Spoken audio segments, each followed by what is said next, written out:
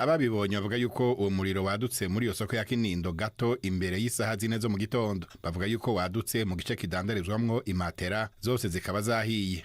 Hari n'agace gacururizwamwo imyambaro y'abanyeshure uniforme nako kashikiriwe, ariko kuzimya vyihuse bituma umuriro udashika kure mu bindi bice vy'isoko. Umushiranganje w'u Burundi ajeje ikigega ca leta Alain Ndikumana yahashitse ahoza abatakaje ivyabo, anavuga ko leta iriko irakurikirana ivy'iyo miriro yimonogoje mu Burundi. Ico twovuga nibaza ko twotangurira ko no guhoza abene gihugu basanzwe bafise ivyo badandariza muri no soko, kuko ni ibintu bibabaje cyane kubona urukurikirane rw'amasoko agumaka.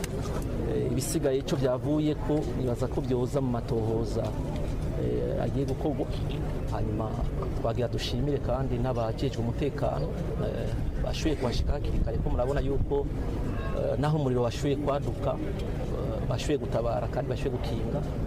Icya gatatu nashaka gushimira bene igihugu basanzwe badandariza muri no soko, nta vy'ubusuma nk'uko mwabibonye babaye byo gufashanya. Ikindi nuko twamenyesha yuko leta iriko irakurikirana hafi cyane biriko biraba.